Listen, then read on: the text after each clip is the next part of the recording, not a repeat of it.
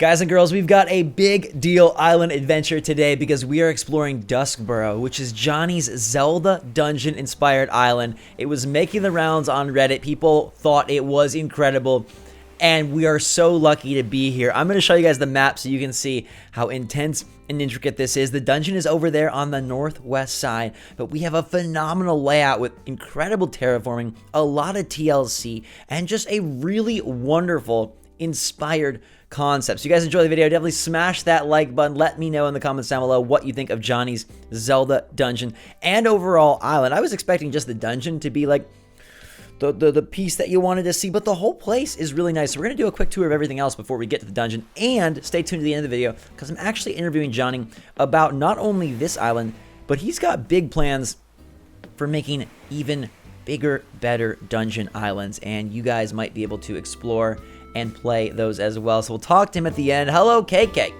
Singing Saria's song, maybe? Probably just bubblegum. Anyways, we out of here. Let's go check out what we've got going on at Johnny's place. He's chilling in his garden, just keeping an eye on us, making sure we don't run over the flowers. I'm going to try my best. Hello, new subscribers, by the way. If this is your first video, I'm really bad at running over flowers, but I'm really good at apologizing, so hopefully it's a-okay. Look at this island.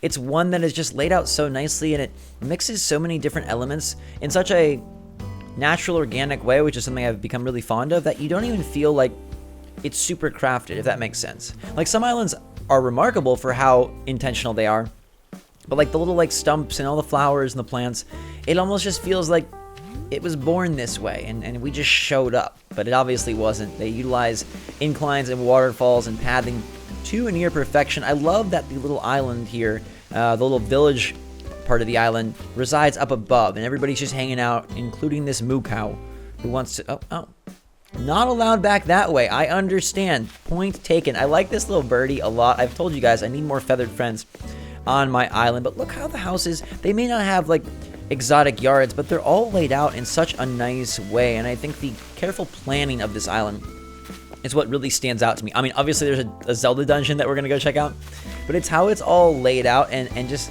very balanced. I mean, it wasn't supposed to be this way, but to me, when I look at the map, I see the freaking Master Sword over there on the eastern side, like where all the houses are. To me, it looks like it's like the shrine and the sword. It's completely coincidental, but it really does, the pathing, look like a freaking sword shrine. So we've got all the villagers residing over on this side of the place. A pretty nice, nifty area. Some really cool ponds and seating areas. This bird can go over here and, you know, grab a drink of water, flap his wings a little bit, flutter, and peck if that is what he wants to do. I am going to carefully walk over here because, oh, I think it's just, okay, it's just a dead end. I was gonna say, I didn't see that part before. Now I am going to take you guys back over towards this part of the island. A little music area here, a museum, of course. Got some nice candles in the forest which help illuminate this bonfire zone. And then we'll move our way back towards this wonderful lower area that is beneath the village. We've got train tracks or a little mine cart here, and a wonderful orchard of different fruity trees. We have a beautiful graveyard. It's a little bit creepy, not gonna lie. There is a baby lurking at the end. We've got some interesting symbols and cool pathing that make it kind of look like you might fall through the floor, which would be very Zelda-like, but also very deadly. No pitfalls, though. Just a shovel stuck in the ground and a pretty fun butterfly. All right, we'll head over yonder to the campsite, and we're approaching the Zelda Dungeon. I want to get you guys there kind of quickly just so you can see it. I know everybody's very eager. It's the really big part of this place, and so I want you guys to get to run through it with me, and we're going to try our best to beat it and succeed. I love that people are making like puzzly type places. Also, whose house is this up on this like hill that's kind of hard to get? Oh, that's his house. Very nifty. I wonder how we even get there. Take a look at this. Oh, you have to access it from this upper bamboo forest. Okay, so I didn't even see this place. There's actually a way to get back. Look how it's all laid out so nicely, and with little hidden paths that aren't so much hidden as they are just laid out in interesting ways. We've got a little moon garden here. Everybody's got to have a moon garden and moon pool. Love those glowy objects. And then you can hop and skip over to his actual house. All right, I'm going to take you guys to the dungeon now, and I think puzzles and games, escape rooms, and obstacles are one of the coolest things that has come out of Animal Crossing New Horizons thus far. There's a few more sights to see, like these little cool benches full of resources by Nook's Cranny, Able Sisters, and a whole lot of stands with fruit and things to prepare you for your journey, because you're going to need them as you approach the entryway to this mystical place. Welcome to the dungeon. Cue the intense Zelda music. Watch out for Ganon and pray to the Triforce. We're going to do our best to get through here. It is a platforming puzzle with a big prize at the end, a golden chest, or so I've been told. We've got some turtles lurking, a lot of barrels, and it's interesting how, like, none of this is Zelda specific, even though I pray that Nintendo one day decides to include some of their other franchise items in this game. How neat would it be to get a Mario DLC pack, a Zelda DLC pack, a Splatoon DLC pack, some Pikmin extra resources? It would just be phenomenal to have furniture and DIY that were from those other games. But all that to say that I think some of this stuff actually does look very Zelda-like, which is interesting. I'm sure it's unintentional, but it's kind of fun that it looks that way. Ooh, this is great. We can't get here, but clearly that's where we need to go. So a little bit of a hopping puzzle in order for us to play this out, try to navigate our way through. I just love that people, you know, the design is what makes Animal Crossing Islands stand out, but when you can have fun with them as well, it's pretty freaking neat. All right, so can we make this diagonal jump? We cannot make the diagonal jump. All right, so we got to go this way. See the little, like, pots and stuff? Very Zelda-esque. Ooh. We head to the mysterious well with a skull and campsite over here. Hi, anyone wants to camp out? Even this part of the island is integrated niftily and nicely. So we'll move our way through to the maze paths. I don't think I can navigate there. Skulls and waterfalls. Which way do I go? It looks like we have to slip through there. I want to pick up these vases and throw them and see if we can get some rupees, but maybe save that for another day. All right, we are making our way around and up. Ooh, we could... Oh, there's that way, and then there's this way. Which way do you think we go? There's kind of two options here. Let's take this path first. Walk over here, make a little hop, and that's going to put us out, at kind of a dead end. And this way, a similar type dead end with some flowers, but not a whole lot of forward progress. What if we hop over here? Can we make this hop? We cannot make this hop.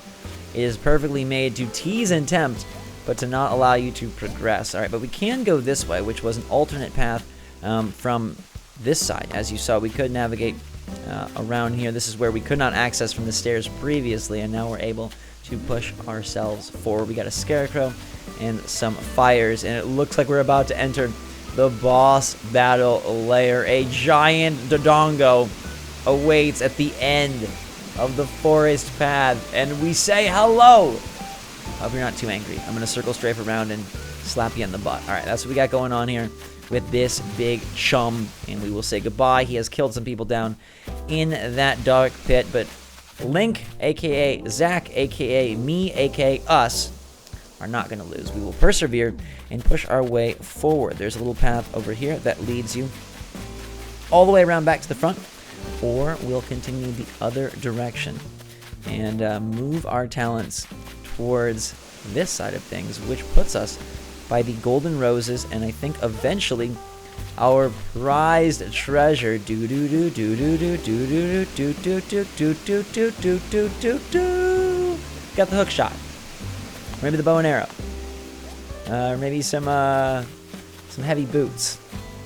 Not quite sure what lurks inside the chest, but I do know that we succeeded and we completed our quest. A super fun way to put something Zelda themed and a navigational puzzle into the island and not sacrifice the entirety of the island or sacrifice the beauty, because this place is remarkable. It all really rolls together very well. There's a nice loop that you can take, and you have a puzzle on the side. I mean, it's just a fantastic use of space, and I think one of the best mergings of an idea with aesthetic that I've seen. I love Duskboro, but as I mentioned and alluded to at the beginning, that's just the beginning for this dungeon concept, and Johnny is going to walk us through his plans and how he is about to expand upon all of this to create a whole new world of ideas and obstacles. Now we are sitting here with the master of this island, Johnny himself. How's it going, dude? It's going good, Zach. Thanks so much for having me on here. No problem. Your island is fantastic. So right off the bat, I have to ask you, what was the inspiration for the Zelda themed dungeon area, and how long did it take you to put this all together? Well, I kind of had this idea for my island that I wanted it to feel like it had its own sort of history and lore. Like, even though it's sort of it's deserted island when you start, I wanted it to feel like there was some history to the island that maybe we are not privy to. Like there's an ancient, group of people who used to live here. So I liked the idea of having this temple that just sort of sits off to the left of the town square area that maybe the villagers don't even know the whole history to. So I kind of just took that idea and I looked at what I had for my map and I was like, well, I guess I can clear out this area here. And I totally flattened out and terraformed the left part of my island, and I just kind of went from there. I didn't overly plan it. I just kind of had an idea in mind. I was like, oh, let's make a Zelda-inspired labyrinth. And it probably took about it was my main focus in Animal Crossing for about 2 weeks. Okay.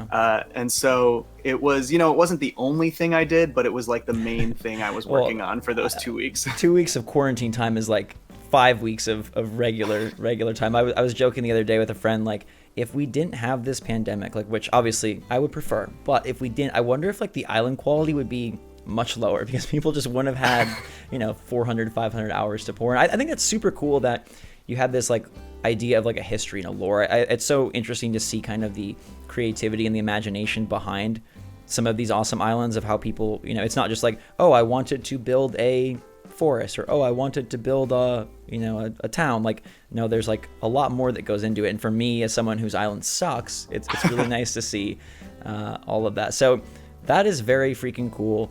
I also love that, I know this is unintentional, but I love that the right side of the island looks like the Master Sword. Right. I kept looking at it and thinking it kind of looked like an Easter Island head, like the whole area where they live. But yeah, I was really just trying to make a cool looking area for my villagers to live. Yeah. And it ended up looking pretty cool. I didn't notice the Master Sword thing till you mentioned it, but now that you say it, I might take credit. It's like the little path kind of looks like the the tip of the sword, and then there's kind of like a little shrine at the bottom. But no, I pointed it out in the earlier portion of the video, but I love that you were able to integrate like a puzzly area with a also nice looking island. I feel like that's pretty tricky to do and make it flow and work. So kudos to you. I wanted it to still be playable, like it's cool to have a bunch of art installations, but at a certain point you still have to be able to navigate and hang out in your island. So yeah. And it sounds like this is kind of the beginning, the tip of the iceberg. I know that you kind of gained traction over on Reddit and getting some love over there, but now you have a bigger project in store. Yeah, so while I was building the dungeon, and I also just kind of through the comments I was getting on Reddit, and it also did pretty well on Twitter and on YouTube, on my YouTube channel as well. But nice. I was getting a lot of reactions and thinking while I was building it about how much more you could do with this sort of dungeon maze labyrinth concept in Animal Crossing if you were willing to go bigger with it. Mm-hmm. So I kept thinking, what if I had a dedicated island and made the whole island a dungeon island, kind of like cool idea. Wind Waker almost, it's like, oh, this whole island is a maze. And then I also started thinking about how this game and old Animal Crossing games, but especially this one, the tools are available to help you get to new areas. With like the addition of the ladder and the pole vault made me realize, oh, if I were to build a full dungeon island and make it a puzzle solving maze where you have to travel through and go through one area and then you find the tool you need to get to another area, you could actually build a game within a game. You could build your own Zelda inspired dungeon that people could actually play through and achieve just in Animal Crossing itself. And so I'm kind of taking that idea to the next level. I actually got myself a second Switch so I can make another island. There's the insane dedication we love. Yeah, exactly.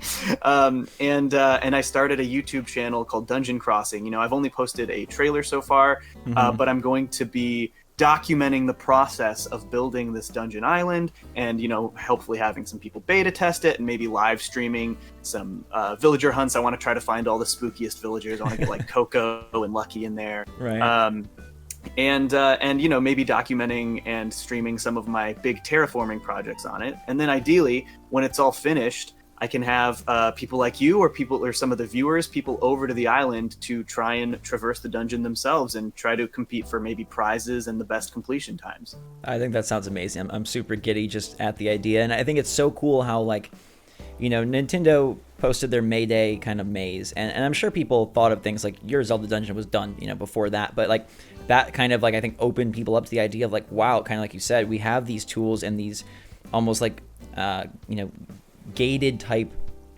progression that we can create in the game, and what can we do with that. I did this race for Raymond thing last week where it was like a humongous island-wide maze and puzzle, and it'll be so fun to see, you know, people kind of like in the artistic way stealing / borrowing ideas and combining with their own, and, you know, creating new ideas, and just how far I feel like we've just hit the tip of the iceberg of where we can go with this. So I'm so pumped to see yours.